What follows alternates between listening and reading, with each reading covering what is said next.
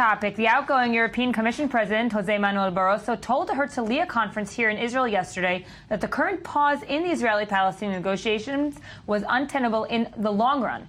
He also warned that a simple pause can bring about further deterioration in the situation.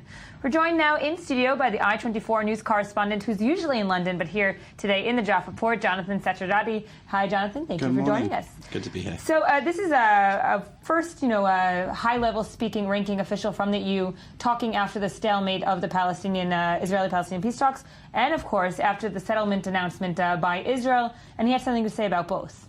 That's absolutely right. But of course, the question is whether his speech at the Herzliya conference actually represents anything other than his own opinion or that of other technocrats in Europe. And as it happens, his speech showed really the difference between the intention of a more federal Europe, where there could be a unified foreign policy, and the reality where individual states, for example, in reaction to the Crimea situation and Putin, have failed to act in some sort of unified way. And the question, of course, people are asking here and at the conference in Herzliya is whether or not whatever he says in his speech, in the piece in Haaretz that was published in the last couple of days, whether or not that will actually translate into any action on the part of Europe, or whether it's just big talk and Israel can carry on acting as it needs to or feels it wants to in terms of what the government's doing with settlements and other issues to do with the Palestinians. Because the individual himself, Barroso, it's his second visit during his tenure as European Commission President. And for him to come out and speak pretty favorably, I mean, he did, of course, condemn the settlement building, which is something that we've heard from Europe for a while now. But he does sound pretty optimistic if speak, relatively speaking, of course, if you look at the United States, who right now is not optimistic at all.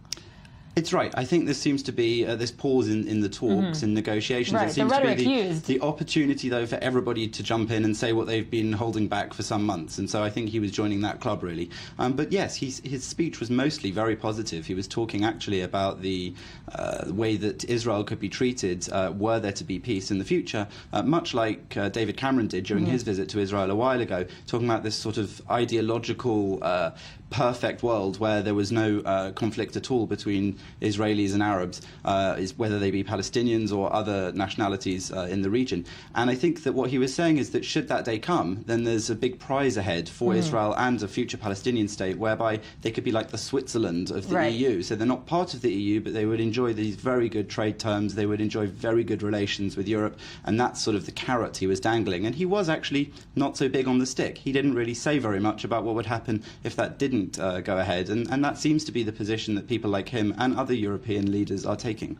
Because if you do look at the current situation right now between the United States and Israel, many of our analysts and diplomats that have been on this show have said this is the worst time in U.S.-Israeli relations for quite a while, and we always get to this kind of bump in the road, and they do seem to say that, but this time it really seems to have hit rock bottom. And when we hear the European Union suddenly and the European Commission suddenly joining in, and it's pretty rare for them to take this kind of stance at this time in relations. Well, you say that, but I mean, just in the last couple of weeks, Czech President Miloš Zeman also gave an extremely pro-Israel speech in the Czech Republic, in Prague. He was saying how Israel is a country that he believes shares incredible values and common values with Europe and with his state in particular. And so I think that we heard David Cameron when he visited here, as I say, saying the very similar things. So I think what we see is that Europe isn't a unified body in terms of foreign policy, and that lots of European leaders do recognise the strong bond with Israel. There was that joke that was made over the last few weeks. Visiting US comic was here. He said Obama knows that the bond with Israel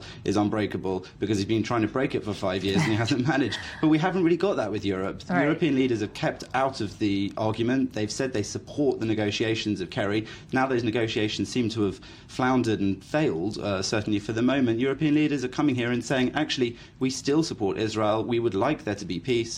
They throw in a token condemnation of things like settlements. But on the whole, his speech was very positive in the Herzliya conference, and that was a great opportunity for him to make clear that, Europe is an ally of Israel, and the close geographical proximity also means that there is this increased opportunity for trade and for daily interaction that I think is also quite special. And with the UK, of course, building science and tech as the forefront of their cooperation. On the Israeli side, Netanyahu will look at certain leaders, as you say. There is kind of this disconnect between the leadership of the European Union and the individual states, because Netanyahu does have close relations with the Czech president, for instance, and David Cameron, of course.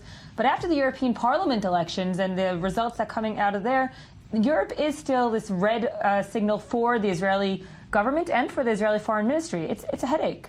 Europe's quite confusing, I think, for Israelis. And when I'm here, for example, at the conference and meeting people here, they don't seem to understand what Europe is and what it isn't. And you can't blame them, because I think most Europeans don't understand what Europe is and what Europe isn't. I think most of them would be hard-pressed to actually name Mr. Barroso if you asked them. And he's been in his role for 10 years.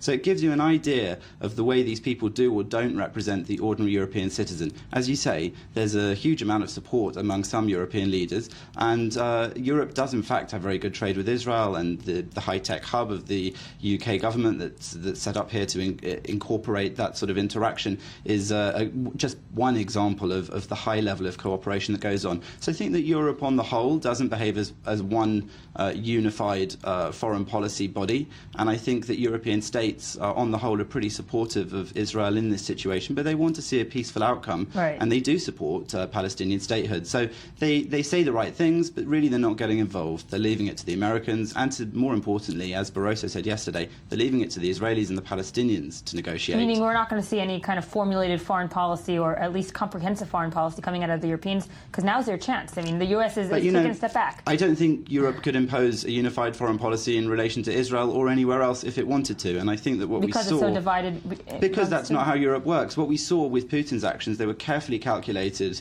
with the Crimea situation. He knew that the European nations wouldn't agree on what to do, and in fact that was the case. So when it was something that went ahead that people disapproved of, he knew that no action would be taken. And I'm not comparing the Israeli situation with the situation with Russia, but I am saying that foreign policy in general, leaders look at what might happen if they act in a certain way, and then they act accordingly. And it's pretty clear from the Putin example that Europe doesn't act in a unified way, even when it is fairly conclusive that it doesn't like what's going on. Well, now's the time of sharp criticism against the United States foreign policy as well. So I guess nobody's winning in the foreign policy game these days. Jonathan, thank you for joining us. Anthony, you will be back. Coming up next, Tel Aviv's International LGBT Film Festival is being held